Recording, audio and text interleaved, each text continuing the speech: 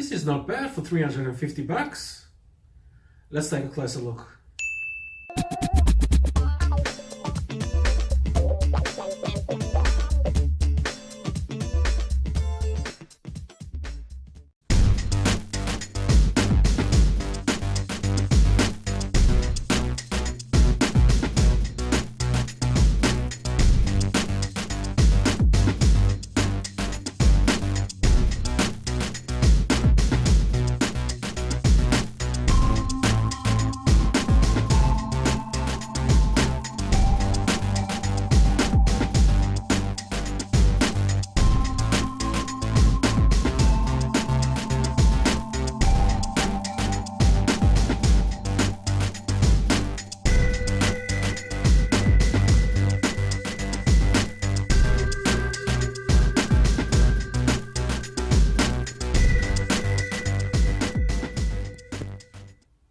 Somehow I have always been impressed with the low budget entry level HP series laptops, the G series in fact, because they seem to do just that little bit extra than the competition, because although it's running the Celeron N3350 processor, which runs at 1.1 gigahertz, it somehow manages to squeeze a little bit more performance out of it than the competition. I recently reviewed a Lenovo V110 and I wasn't able to do nowhere near as the things I'm able to do with the HP. Also, there's other little improvements in the HP, like the speaker sound. It's much better, it's fuller, it's got dual speakers, where the Lenovo had the single speaker. I was able to play a game, the Asphalt Airborne, no problem. Browsing the web documents, even watching YouTube videos at HD, it did not stutter at all. So I don't know what it is, but somehow the HP seems to be a little bit better.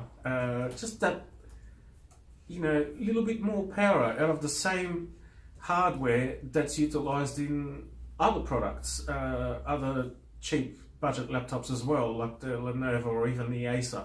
So let's have a look around the ports and we'll discuss a little bit more about it soon.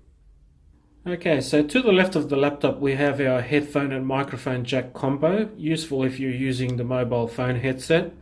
Then we have two USB 3.0 ports, a HDMI port, an Ethernet port, also a VGA connector for old school monitors, and then we have the heat exhaust vent, followed by the power jack, which also has a indicator light, which turns orange when it's charging and white when it's fully charged.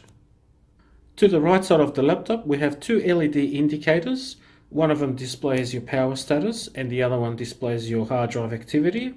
And right next to that we have our SD card reader slot, a USB 2.0 port, and then we have our CD DVD drive reader combo. And finally the Kensington lock, if that matters to you. The overall chassis is made out of plastic, no questions there. However, HP has introduced this new texture in this model, which is grey, and it's supposed to prevent fingerprints. The keyboard pretty much remains the same as previous generations, and also the action key modes such as the F2 and the F3 will increase and decrease the brightness.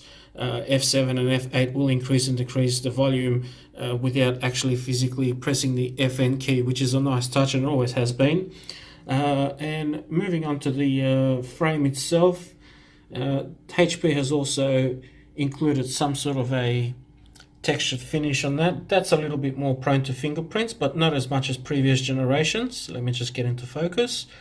And then we have our 720p webcam up there with the microphone built in as well to the right of it, for those of you who'd like to have a chat or record themselves for vlogs. And also the screen itself is TFT matte type of finish, which is supposed to reduce glare outdoors, and it's mostly targeted at business users. The top of the laptop also has that same textured feel as the inside, So it's a nice touch by HP to prevent from too many smudges and fingerprints, and that's a very welcome change. I'm very happy about this. There's not much to be seen underneath the laptop except the dual speakers down the bottom. Same textured material as the rest of the laptop. There's the DVD drive, and it also has a removable battery.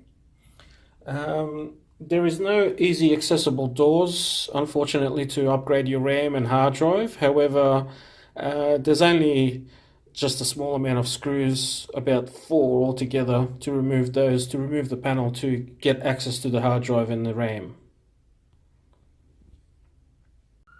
I'm not sure if I mentioned this yet, but this runs the Celeron N3350 processor, which is the current generation Apollo Lake.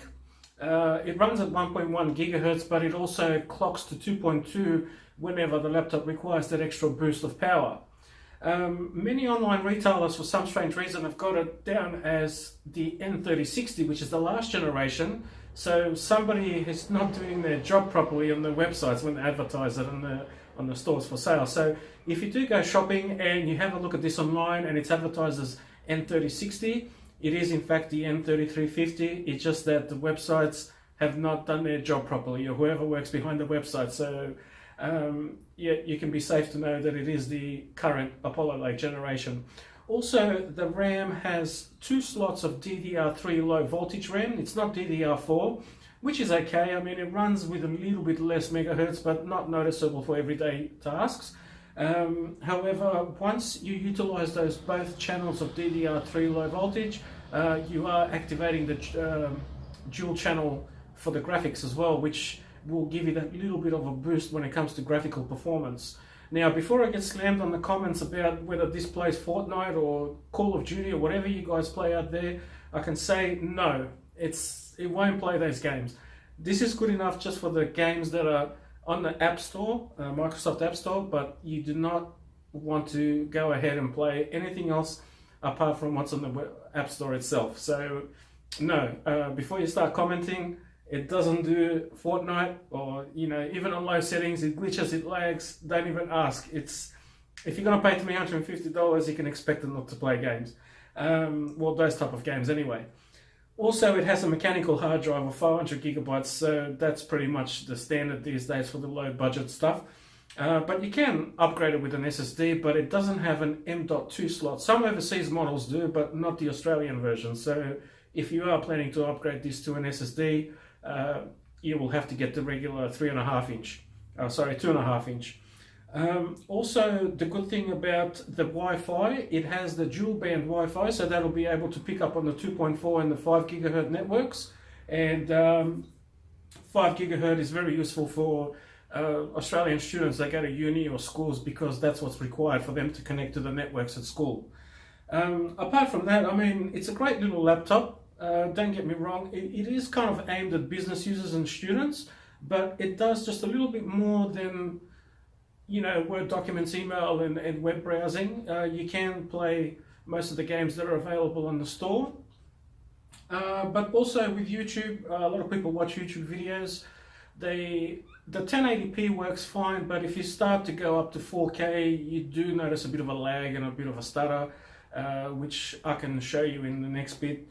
But it's not really that important to watch 4K on a 1080 screen anyway. I mean, it's not even a 1080 screen, it's only a 1366 768, but yeah, I mean, you can't push it to 4K, so that's fine, not a problem. You can't really expect that much for that much money anyway. And the battery life on this would be about 5 hours, so you can also enable some power saving features here and there, and also put it to sleep during the day when you're not using it, to get that 8 hours, or even school time, whatever time you go to school. But yeah, I mean, for $350, it's probably the best laptop I've come across in the whole time I've been working with laptops and computers, and I'm very impressed. So let's have a quick look at some YouTube videos just to compare the speed and the loading times and everything, and then the final decision will be up to you. All right. Okie dokie. Let's try a 4K test.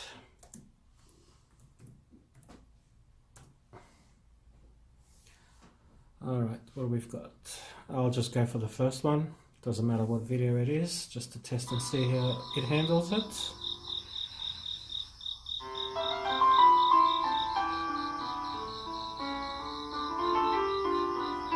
Seems to be okay so far, but it doesn't seem to be playing at 4K or any HD resolutions. Oh, that's gone down to 480p. Okay, let's bump it up to 1080 and see how we go.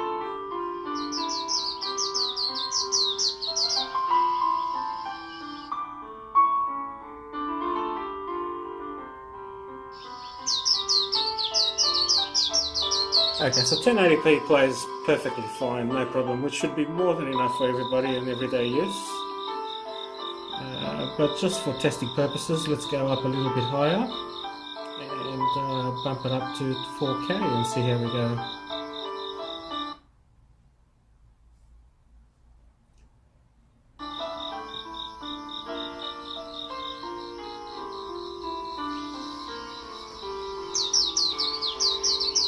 Okay, well that made a liar out of me. It seems to be playing that okay.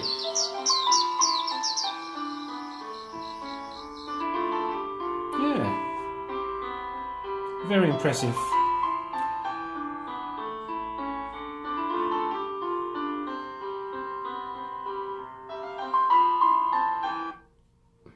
Down to 2K.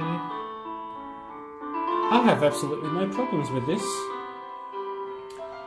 When I played this video on the Lenovo V110, it was stuttering and glitching all over the place, and it was only handling 720p, even though it had the same processor, same RAM, and that one even had an SSD drive. This is only running a mechanical hard drive.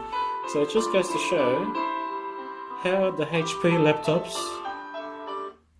perform just that little bit better. It's exactly what I was talking about. At the end of the day, this has turned out to be a great little laptop. It's exceeded my expectation for the money that I paid, and I would not hesitate to recommend it to anyone that's looking for a budget laptop, whether you want to use it for daily tasks, whether you want to watch some YouTube videos, do your Word documents, spreadsheets, emailing, even the occasional store games, no problem at all. You can buy it with great confidence, and you know it won't let you down. You can further improve that performance by enabling dual channel mode, by having a bit of extra RAM and possibly an SSD drive, and then you'll have a laptop that'll last you a couple of years. So not too bad. Kudos to HP for a job well done, and looks like a keeper this time. Thanks for watching the video. I hope you enjoyed as much as I enjoyed making it. I appreciate your time. I'm out. Peace.